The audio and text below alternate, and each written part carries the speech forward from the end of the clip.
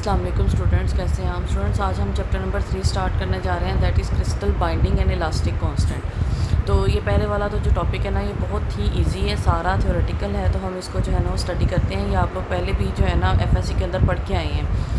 Classification of solids है। पहले तो हम सिंपल पढ़ते थे कि कौन कौन से सॉलिड होते हैं, क्रिस्टलाइन सॉलिड होते हैं, अमॉर्फस सॉलिड होते हैं, और इसके अलावा कौन से सॉलिड होते हैं जिनमें जो है ना बिल्कुल प्लास्टिक्स जो आ जाते हैं, नॉन क्रिस्टलाइन सॉलिड होते हैं। ठीक है, तो आज का जो हमारा टॉपिक है ना, ये classification of solids on the basis of bonding है। बाइंड जिस तरह से क्रिस्टल्स को किया जाता है, उसकी बॉन्डिंग के अकॉर्डिंग जो है ना वो हमारे पास सॉलिड्स की क्लासिफिकेशन की गई है। फर्स्ट जो है ना दैट इज़ आयनिक क्रिस्टल।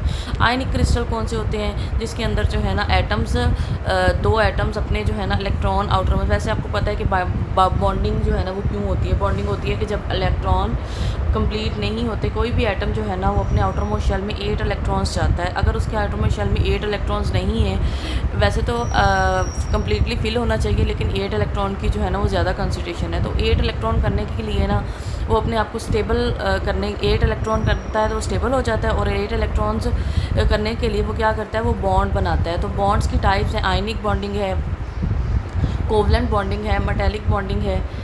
लेकिन यहाँ पर हमने जो है ना आयनिक, कोवलेंट एंड हाइड्रोजन बॉन्डिंग करनी है। Hydrogen bonding is a new type of bonding. जो बॉन्ड आरजी बॉन्डिंग होती है वो होती है। अब ये जो आयनिक बॉन्डिंग होती है ना, इसमें जो है ना वो दो आयन्स आते हैं, एक के ऊपर पॉजिटिव होता है, एक को जिसको ज़रूरत होती है, और एक जो कि अपना मतलब एक के आउटर मोस्ट शेल में एक एक्स्ट्रा इलेक्ट्रॉन होता है कि अगर 9 है फॉर एग्जांपल, वो एक एक्सपेल कर देगा तो पीछे कितना बच जाएगा, उसके पास 8 बच जाएगा, तो वो स्टेबल हो जाएगा।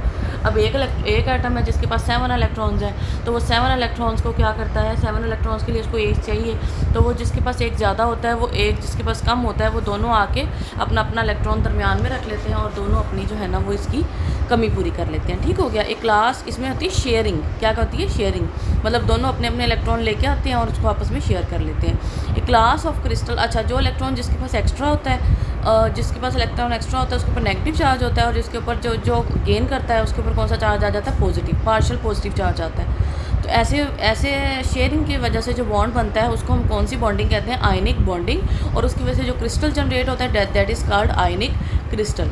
तो आगे हम इसको रीड करते हैं क्लास। उसके बाद हमने इसका एक स्ट्रक्चर पढ़ना है, सोडियम क्लोराइड, जिसके स्ट्रक्चर से हम बहुत अच्छी तरह से वाकिफ़ हैं। हम पहले चैप्टर नंबर 1 के अंदर भी इसको बहुत अच्छे तरीके से स्टडी करके आए हैं। Class of crystal consisting of A latest of ions held together by electrostatic interaction. अच्छा, एक चीज़ और थी कि हमने इसके अंदर ये भी बताना है कि उनके दरमियान में जो फोर्स है वो कौन सी फोर्स है? Electrostatic force. इलेक्ट्रोस्टैटिक मीन कि जिनके ऊपर जो चार्जेस हैं वो रेस्ट पर मौजूद हैं और वो आपस में एक दूसरे को अट्रैक्ट कर रहे हैं, उन चार्जेस के अट्रैक्शन की वजह से क्रिस्टल बिल्डअप हो रहा है, उसको हम कौन सी फोर्स कहते हैं? Electrostatic interactions.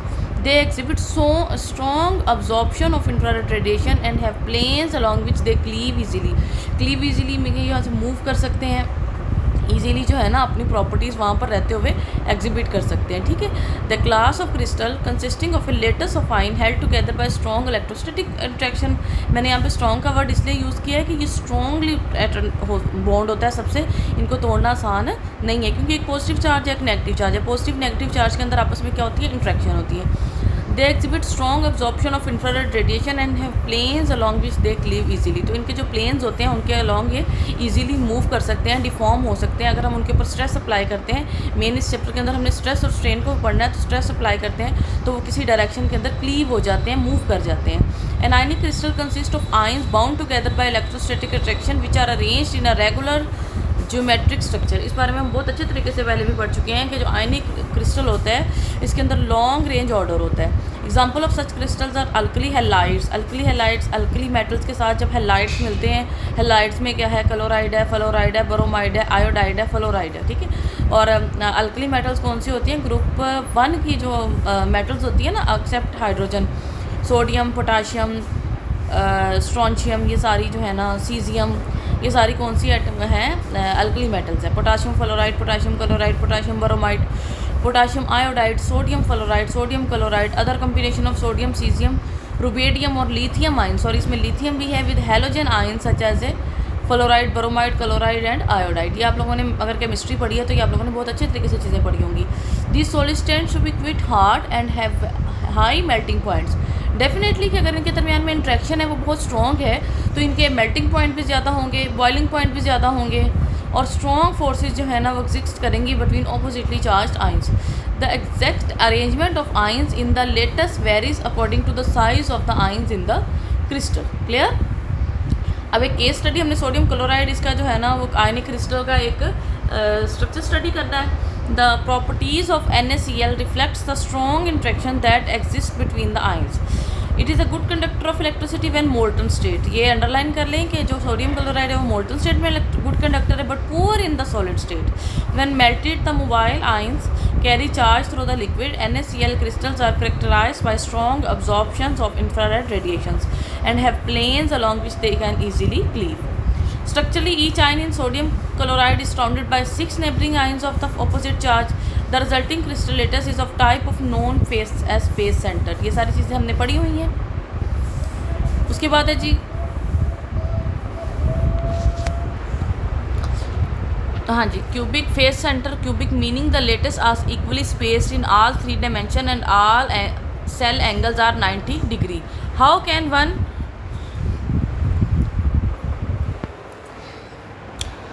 One sodium ion surrounded by 6 chloride ions और वाइस अर्सा। मतलब सोडियम आयंस को अगर हम कंसीडर करते हैं तो वो 6 क्लोराइड आयंस के साथ सराउंड करता है, और अगर क्लोराइड आयन को देखते हैं तो उसके अराउंड 6 हैं। ये हमारे पास जो है ना वो unit cell of sodium chloride है, जिसको हम बहुत जगह पर अक्सर पढ़ चुके हैं। ठीक है। उसके बाद है जी हमारे पास how one sodium surrounded by 6 chloride ions vice versa by consistent with the simple empirical formula NaCl।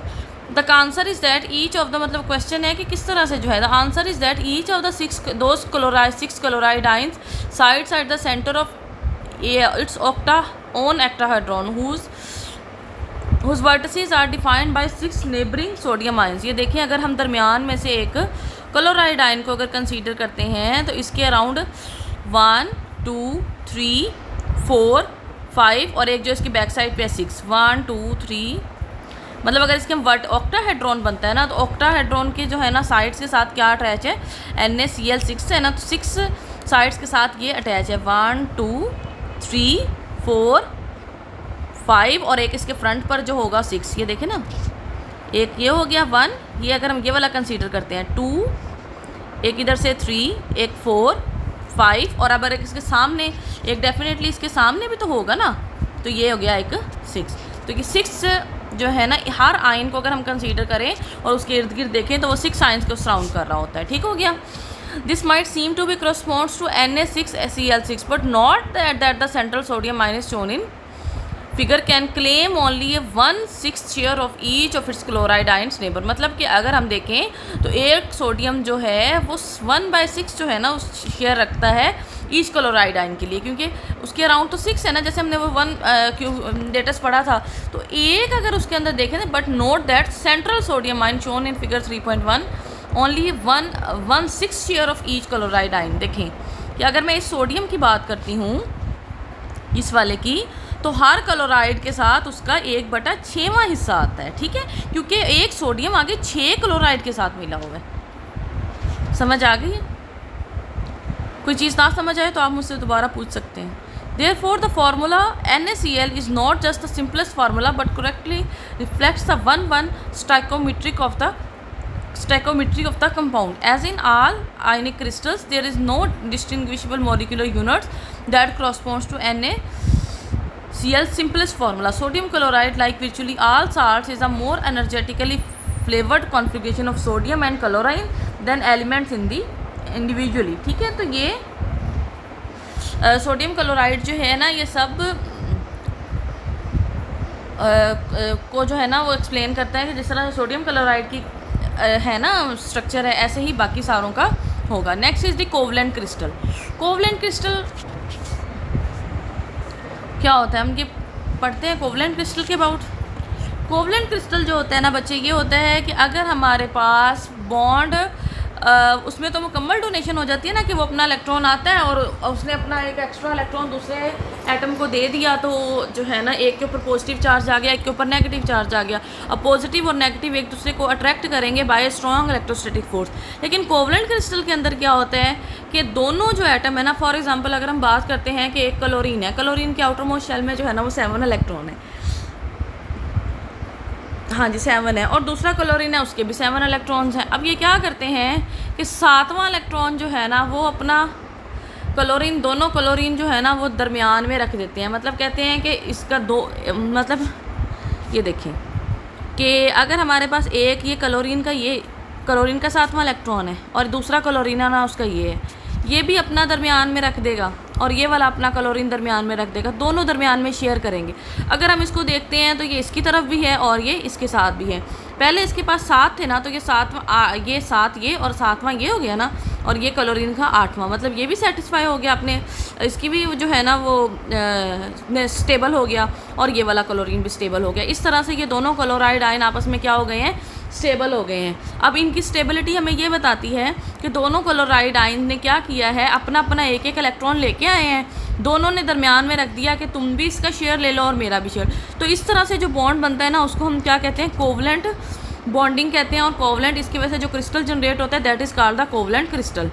A covalent bond is a chemical bond that involves the sharing of pairs of electron between atoms. This sharing results in a stable balance of attraction and repulsive forces between those atoms. Covalent slides are the class of extended lattice compounds in which each atom is covalently bonded to its nearest neighbor. This means that entire crystal is in fact one giant molecule. The extraordinarily strong binding force that joined all the adjacent atoms account for the extreme hardness of this solid. मतलब कि यहाँ पर दो chloride ion है, 2 hydrogen ion है, 2 nitrogen ion है। तो इस तरह से जो बॉन्ड बनता है ना ये लॉन्ग रेंज होता है और इसमें ये भी extremely hard and strong force exist करते हैं, लेकिन आयनिक से कमज़ोर होते हैं। They can not be broken और अब braided without breaking a large number of covalent bond without similarly.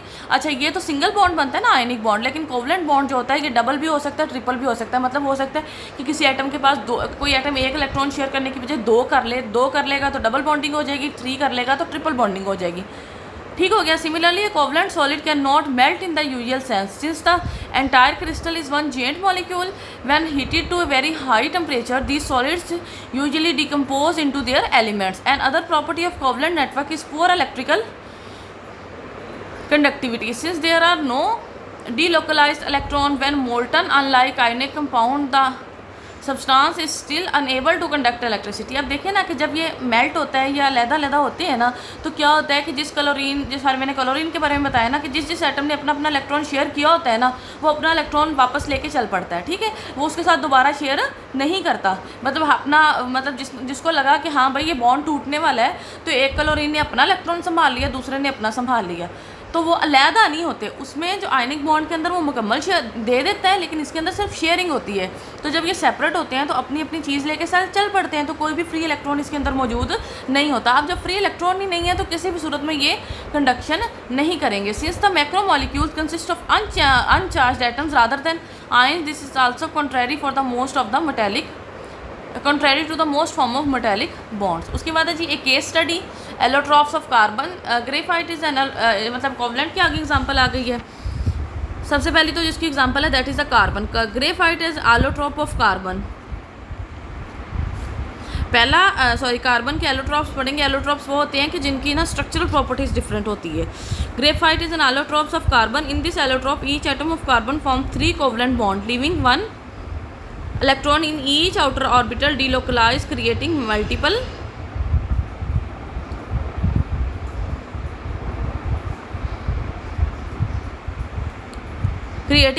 free electron within each plane of the carbon. This grants graphite structural conductivity. Smelting point is high. अब यहाँ पर क्या होता है graphite के अंदर कि 3, हालांकि कार्बन जो है ना इसके अंदर 4 एटम होते हैं, 4 इसकी कार्बन की वैलेंसी होती है 4, मीन ये 4 बॉन्ड बनाने की सलाहियत रखता है, लेकिन इसमें से बनते किसके हैं 3 बॉन्ड। लेकिन एक इलेक्ट्रॉन का पेयर जो है ना इसके अंदर एक्स्ट्रा होता है और वो सिर्फ एक डायरेक्शन के अंदर होता है। फॉर एग्जाम्पल अगर मैं कार्बन की कहती हूँ कि यहाँ पर एक कार्बन के साथ अटैच हो गया, यहाँ पर भी अटैच हो गया, यहाँ पर भी हो गया, लेकिन यहाँ पर एक जो है ना वो पेयर मौजूद है, एक इलेक्ट्रॉन मौजूद है। इसी तरह से इसका मौजूद है तो दूसरे का भी मौजूद है। इस डायरेक्शन के अंदर सारे जितनी भी आगे चलते जाएंगे ना तो एक इलेक्ट्रॉन फ्री होगा। तो इस वजह से हम कहते हैं कि graphite conduct only in one direction, granted electrical conductivity. सिर्फ ग्रेफाइट जो है वो कोवलेंट के अंदर एक डायरेक्शन के अंदर कंडक्ट करता है। Its melting point is high due to the large amount of energy required to rearrange the covalent bond. It also quite hard because of the strong covalent bonding throughout the lattice. However, because of the planar bonding arrangements between the carbons atoms, the layer in the graphite can be easily displaced. अब definitely कि ये एक direction इस तरह की है graphite की कि जिसके अंदर बॉन्डिंग नहीं है, तीन तरफ से बॉन्डिंग है, चार तरफ से, चौथी तरफ खाली है बॉन्डिंग से, तो वो सिर्फ आरजी सा मिला हुआ है, तो उसको हम इजीली डिस्प्लेस कर सकते हैं. So the substance is malleable, mean उसको हम चेंज कर सकते हैं, उसकी जो है ना अरेंजमेंट चेंज कर सकते हैं. This explain the use of graphite in pencils where the layers of carbon are shaded, मतलब उसको हम तराश सकते हैं ना on paper pencil. Let is typically mixture of graphite and clay and was invented for this use in 1795. Graphite is generally insoluble in any solvent due to difficulty of solving a very large molecule. Actually जब भी कोई molecule किसी दूसरे molecule के अंदर solve होता है ना, तो उसकी सॉल्युबिलिटी होती है कि अगर वो उसके अंदर मेल्ट होके आयंस में कन्वर्ट हो जाए, लेकिन इसमें तो आयंस वाली बात ही नहीं है. जब आयंस वाली बात ही नहीं है तो इसने कहा होना कन्वर्ट भी नहीं होना. Diamond and graphite, 2 allotropes of carbon. अब डायमंड जो है ये इसका 3 डायमेंशनल स्ट्रक्चर होता है और ग्रेफाइट जो है ना इसका 2 डायमेंशन होता है. These 2 allotropes of carbons are covalent network solids with different binding geometry of the atom. In diamond, the bonding occurs in tetrahedral geometry, while in graphite, the carbon bond with each the trigonal planar. ये इनकी जो है ना shape आप लोगों ने याद कर लेनी है. This difference accounts for the drastically different appearance and properties of these 2 form of carbon. अब देखें ना, कार्बन से कोयला भी बनता है, कार्बन से ग्रेफाइट भी है, ठीक है, और कार्बन से डायमंड भी बनता है. Diamond is very costly only due to its structure. है उसके अंदर भी कार्बन, उसके अंदर भी carbon. Diamond is also an allotrope of carbon. सिर्फ इसकी ना कार्बन की अरेंजमेंट में फ़र्क है, उसमें 3 तरफ से, उसमें चारों तरफ से जो है ना वो टेट्राहेड्रल स्ट्रक्चर बन जाता है. Diamond is the hardest material known, defining the upper end of the 110 scale known as most hardness scale. मतलब सबसे ज़्यादा जो हार्ड है ना वो डायमंड है, MOHS हार्डनेस स्केल के according. Diamond can not be melted above 1700 degree Celsius. It is converted to graphite, the more stable form of carbon. The diamond unit cell is face centre and contain 8 carbon atom. ठीक है, ये अब हमारे पास हो गया. इसके बाद हमारे पास जो है ना वो हाइड्रोजन बॉन्डिंग वाला टॉपिक रहता है.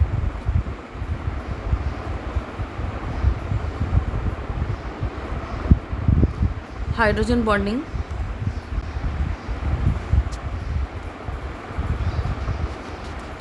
हाँ जी, ये है जी हाइड्रोजन बॉन्डिंग. हाइड्रोजन बॉन्ड क्या होते हैं? बिकॉज न्यूट्रल हाइड्रोजन है. हाइड्रोजन बॉन्डिंग के अंदर क्या होता है कि अगर वो एटम जिनके अंदर हाइड्रोजन एटम मौजूद है वो आपस में एक बॉन्ड बनाते हैं, उन बॉन्ड्स को हम क्या कहते हैं? Hydrogen bond. It should be A form of a covalent bond with only one other atom. It is known however that under certain condition an atom of hydrogen is attracted by rather strong forces of 2 atoms, thus forming a hydrogen bond between them with a bond energy of this order of 0.1 electron volt. It is believed that hydrogen bond is largely ionic in character, being formed only between the most electronegative atom. मतलब एक most electronegative atoms कौन से होते हैं? अगर hydrogen किसी के अंदर मौजूद है तो अगर कोई दूसरा एटम है उसके अंदर, जैसे पानी है H2O है ना, तो H2O के अंदर हाइड्रोजन भी मौजूद है और O जो है ना this is hydrogen electronegative atoms. Electronegative atom होते हैं जिनकी नेगेटिविटी बहुत ज़्यादा होती है, ठीक है, जिनके अंदर इलेक्ट्रॉन पेयर मौजूद होता है, जैसे ऑक्सीजन है, नाइट्रोजन है. In the extreme ionic form of the hydrogen bond, the hydrogen, इसी वजह से वाटर के अंदर हाइड्रोजन बॉन्डिंग एग्जिस्ट करती है. The hydrogen atom loses its electrons to another in the molecule. The bare proton form the hydrogen bond. The atoms adjacent to the proton are so close that are more 2 of them would get in each other way. Thus the hydrogen bond connects only 2 atoms. The hydrogen bond is an important part of the interaction between H2O molecule and is responsible together with the electrostatic attraction of the electric dipole movements of the striking physical properties of water and ice. It is important in certain ferroelectric crystal and in DNA. बस ये hydrogen के बारे में इतना ही आपने तैयार करना है, इसकी ज़्यादा डिटेल में नहीं जाना ना. इसका स्ट्रक्चर है, वैसे मैं आपको बता देती हूँ. अगर हमारे पास ऐसे होता है हाइड्रोजन का स्ट्रक्चर, तो अगर हमारे पास एक और H है ऐसे और H, तो ये जो है ना इसका अब ये वाला जो हाइड्रोजन है ना इसका मसला है कि इसने जब अपना इलेक्ट्रॉन शेयर किया तो ऑक्सीजन का हाई इलेक्ट्रोनेगेटिव था, तो इसने जो इनका इलेक्ट्रॉन पेयर था ना ये अपनी तरफ खींच लेता है। जब ये अपनी तरफ खींच लेता है तो जो ऑक्सीजन है ना इसके ऊपर एक और पेयर मौजूद है, ये पेयर इसको अट्रैक्ट करता है, तो इसके दरमियान में हाइड्रोजन बॉन्डिंग हो जाती है। तो ये जो है ना हाइड्रोजन बॉन्डिंग का स्ट्रक्चर होता है और इसकी वजह से हमारे पास वाटर की काफ़ी सारी प्रॉपर्टीज़ शो होती हैं। ठीक है, आज के लिए हमारे पास इतना ही है। नेक्स्ट हम इंशाल्लाह कल पढ़ेंगे। Thank you so much. अल्लाह हाफ़िज़।